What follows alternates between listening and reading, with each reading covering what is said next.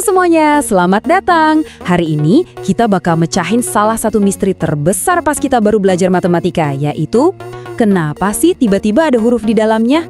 Yuk kita bongkar bareng-bareng.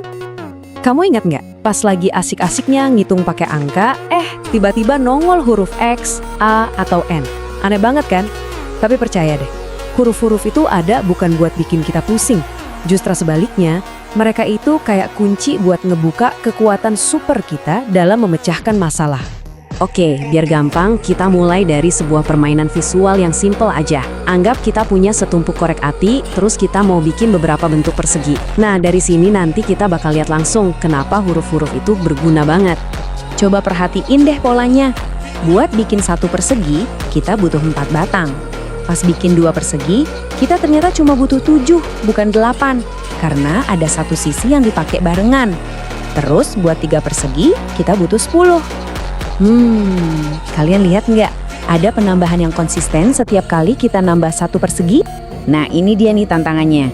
Iya sih, kita bisa aja gambar, terus ngitung satu persatu. Tapi kebayang nggak? Butuh berapa lama buat nyampe 100 persegi? Capek banget kan? Pasti ada cara yang lebih pinter dong. Jelas ada. Dan cara pintas inilah yang kita sebut aljabar. Aljabar itu ngasih kita semacam resep atau formula biar bisa nemuin jawaban tanpa harus ngerjain semua itu secara manual. Gini deh, anggap aja aljabar itu semacam bahasa rahasia di dalam matematika. Begitu kita ngerti bahasanya, kita bisa nulis satu rumus sederhana buat nyelesain masalah korek api tadi atau masalah-masalah lain yang punya pola. Sekarang, yuk kita bedah polanya lebih dalam. Coba lihat baik-baik. Kita kan selalu mulai dengan satu batang korek api yang berdiri di paling kiri, ya kan? Nah, terus untuk setiap persegi baru yang kita tambahin, kita sebenarnya cuma perlu nempelin 3 batang lagi. Satu di atas, satu di bawah, sama satu di kanan. Dan disinilah momen ajaibnya. Daripada kita nulis panjang-panjang jumlah persegi, matematika ngasih kita jalan pintas. Kita ganti aja pakai satu huruf. Kita pilih huruf N misalnya. Jadi pola kita tadi bisa kita tulis dalam bahasa kode jadi 1 plus 3N. 1 batang awal ditambah 3 batang untuk setiap N persegi. Keren kan? Inilah bentuk aljabar pertama kita. Huruf N ini punya nama keren loh, variabel. Kenapa? Soalnya nilainya bisa bervariasi, alias berubah-ubah sesuka kita. Kalau kita mau bikin 5 persegi, ya N nilainya 5. Kalau kita mau 100 persegi, N jadi 100. Jadi dia itu simbol buat angka yang belum kita tentukan. Lanjut, lihat angka 3 yang nempel di depan N.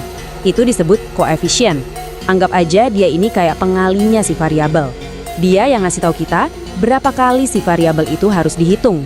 Di kasus kita, koefisien 3 ini artinya untuk setiap satu persegi kita butuh 3 batang korek api tambahan. Yang terakhir ada angka 1 yang sendirian di depan. Ini namanya konstanta. Sesuai namanya, nilainya selalu konstan atau tetap. Nggak peduli nilai N-nya berapa. Dalam teka-teki kita, dia ini si satu batang korek api pertama yang jadi pondasi, yang kita taruh cuma sekali aja di awal. Oke, kita udah berhasil mecahin teka-teki korek api. Tapi mungkin kamu mikir, ini cuma buat main-main doang ya? Oh, tentu enggak. Kekuatan aljabar yang sebenarnya itu justru pas kita pakai buat ngatur hal-hal di dunia nyata. Yuk kita lihat contohnya. Bayangin deh, ada satu keluarga mau pergi ke taman bermain. Total biaya yang harus mereka bayar bisa ditulis dalam bentuk aljabar yang super singkat kayak gini. 3A plus 2B. Tapi, apa artinya ya? Nah, tabel ini ngejelasin semuanya. Di sini, A itu jadi wakil untuk harga tiket anak-anak, dan B untuk harga tiket orang dewasa. Kelihatan kan? Dengan aljabar, informasi beli 3 tiket anak dan 2 tiket dewasa bisa ditulis seefisien ini. Itulah kerennya bahasa matematika. Singkat, padat, dan jelas. Kekuatan super aljabar yang lain adalah menyederhanakan. Gini deh, kan ada banyak cara buat ngomongin hal yang sama. Setengah lusin sama 6 buah, artinya sama kan? Nah, aljabar bantu kita buat ngeliat kapan 2 rumus yang kelihatannya beda sebenarnya punya arti yang sama persis. Ini contoh yang pas banget. Buat ngitung ubin di pinggir kolam renang, ada orang yang mikirnya gini. Oke, aku hitung sisi atas, sisi bawah, kiri S, kanan S, terus ditambah 4 ubin di pojok. Tapi orang lain bisa mikir lebih cepat, kan ada 4 sisi, masing-masing punya S ubin, terus tinggal tambah 4 ubin pojok. Cara nulisnya beda, tapi aljabar buktiin kalau hasilnya bakal selalu sama. Nah, bentuk yang kedua, 4S tambah 4, Itu versi yang lebih rapi dan sederhana. Nah, sekarang kita udah ngerti bahasanya, udah tahu kekuatannya. Waktunya kita balik lagi ke misi awal. Kita hadapi lagi teka-teki korek api itu. Tapi kali ini, kita udah punya senjatanya, yaitu aljabar. Ingat kan pertanyaan ini? Dulu, ngebayangin ngitung 100 persegi aja udah bikin pusing. Tapi sekarang, kita udah punya rumus saktinya. 1 plus 3N. Yuk kita pakai. Kita nggak perlu lagi gambar atau ngitung manual. Cukup masukin angka 100 ke dalam variabel N di rumus kita. Jadi, 1 ditambah 3 dikali 100, hasilnya adalah 301.